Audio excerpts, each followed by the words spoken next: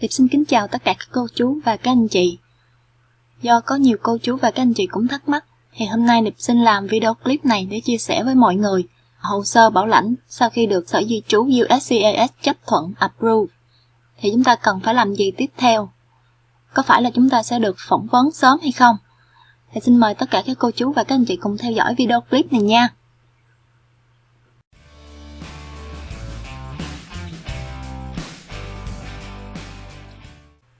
Về cơ bản thì một hồ sơ bảo lãnh sẽ trải qua 3 giai đoạn chính. Là giai đoạn thứ nhất, hồ sơ tại USCIS là Sở Di trú. Sở Di trú sẽ kiểm tra, nếu hồ sơ đúng thì họ sẽ chấp thuận và chuyển qua giai đoạn thứ hai là hồ sơ ở NVC, Trung tâm thị thực. Sau khi bổ sung các hồ sơ tại Trung tâm thị thực NVC, tiếp theo sẽ qua giai đoạn thứ ba là hồ sơ tại lãnh sự quán. Lãnh sự quán sẽ phỏng vấn và cấp visa nếu như chúng ta đạt yêu cầu. Thời gian chờ để USCIS Sở Di trú chấp thuận một hồ sơ bảo lãnh là tùy vào từng diện hồ sơ bảo lãnh của chúng ta là thuộc diện nào mà Sở Di trú họ sẽ xem xét và chấp thuận trong bao lâu. Thông thường đối với diện F1 và F2B khoảng 4 đến 5 năm. Diện F2A, hiện tại thì diện F2A được xét nhanh, khoảng từ 1 cho đến 1 năm rưỡi. Diện F3 và F4 khoảng 1 đến 7 năm. Vì tổng thời gian chờ của F3 và F4 thì nằm khoảng 12 cho đến 13 năm. Còn đối với diện IR và CR, các diện này không thuộc bảng ưu tiên chiếu kháng, cái diện phải chờ. Vì vậy, sau khi nộp hồ sơ thì Sở Di trú họ sẽ xem xét, khi tới lượt họ sẽ ra quyết định.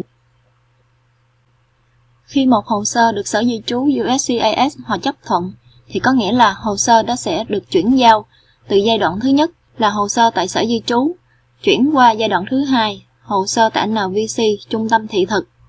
Sau khi chấp thuận thì hồ sơ của chúng ta sẽ thuộc quyền quản lý của Trung tâm thị thực NVC. Do đó, các vấn đề về hồ sơ thì chúng ta phải liên hệ với NVC, không còn liên hệ với Sở Di trú nữa. Và làm sao để chúng ta biết được hồ sơ đã được chấp thuận? Thì chúng ta có thể xem trên website của Sở Di trú hoặc là cài phần mềm Case Tracker trên điện thoại. Chi tiết cách theo dõi hồ sơ này thì Điệp cũng đã có đăng trên một cái video clip trước.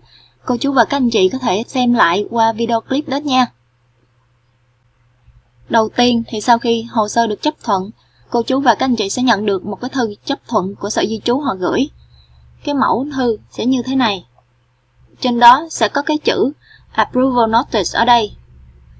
Cái mẫu thư này thông thường còn gọi là thư I-797.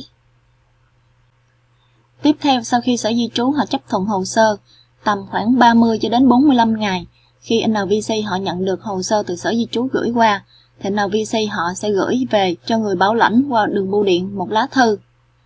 Thì trong lá thư này sẽ bao gồm hai cái mã số quan trọng, đó là Case Number, mã số hồ sơ, và Invoice ID Number, mã số để đóng tiền mở hồ sơ. Ở phần này thì cô chú và các anh chị lưu ý, đối với diện F3 và F4, trong thư của NVC gửi thường chỉ có Case Number, không có cái Invoice ID Number. Khi gần tới ngày hồ sơ được đáo hạn lịch mở hồ sơ, là chúng ta chuẩn bị làm 6 bước, thì NVC họ sẽ báo cái Invoice ID Number. Cũng có một số hồ sơ là phải chờ lâu hơn 45 ngày, kể từ khi được approve chấp thuận, không có thư của NVC gửi. Nếu như các anh chị cần thì có thể gửi Ask NVC để xin họ thông tin. Có một số hồ sơ chờ 1 năm hoặc là 1 năm hơn nữa, thì NVC họ mới gửi Case Number. Đây là mẫu một lá thư mà NVC họ gửi. Trong đó, ở phía dưới này có Case Number và Invoice ID Number. Phần phía trên của lá thư, và đây là phần phía dưới. Đây là một cái mẫu khác, cũng có Invoice ID Number và Case Number. Và đây là một mẫu chỉ có Case Number, không có Invoice ID Number. Vậy chúng ta cần phải làm gì sau khi hồ sơ được chấp thuận?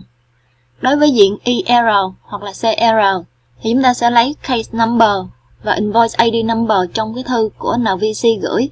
Chúng ta sẽ đăng nhập vào hệ thống CAAC theo cái đường link trong cái thư của NVC họ có gửi.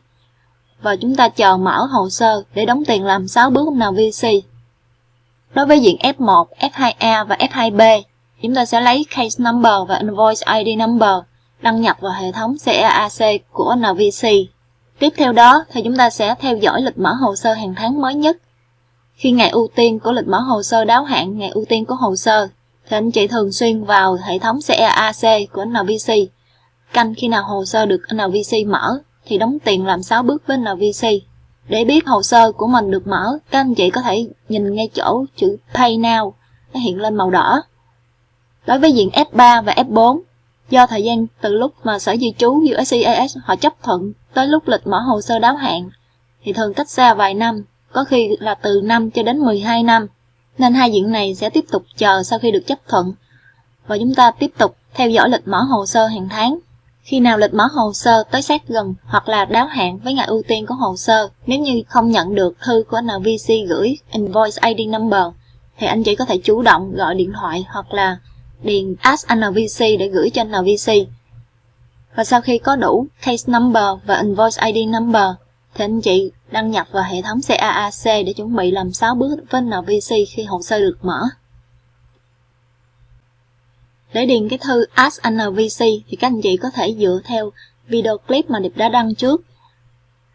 Trong video clip này có nhiều mẫu, các anh chị có thể tham khảo thêm khi cần liên lạc, hỏi hoặc là cần mở hồ sơ với NVC.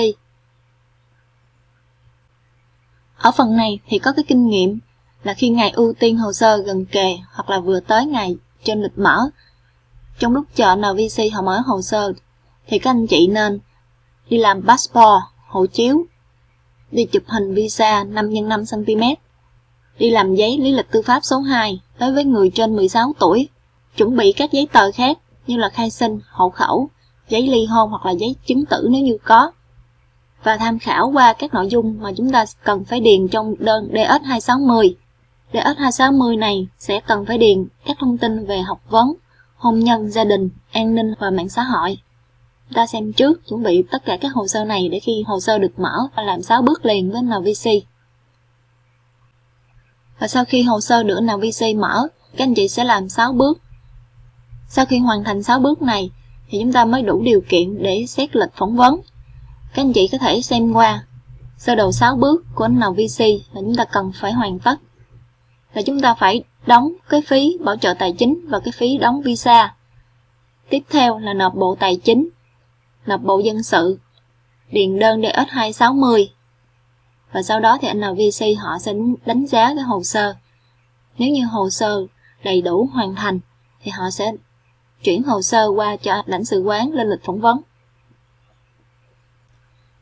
Hy vọng là qua video clip này thì cô chú và các anh chị có thể tự theo dõi hồ sơ của mình và nắm được thông tin cơ bản để không phải lo lắng khi có hồ sơ bảo lãnh. Điệp cảm ơn tất cả mọi người đã xem qua video clip này. Nếu như mọi người thấy video clip hữu ích thì nhớ bấm like, subscribe, đăng ký để ủng hộ kênh của Điệp nha. Và cũng như là để được YouTube báo những video clip mới mà Điệp đăng lên. Cảm ơn mọi người đã theo dõi. Xin chào ạ.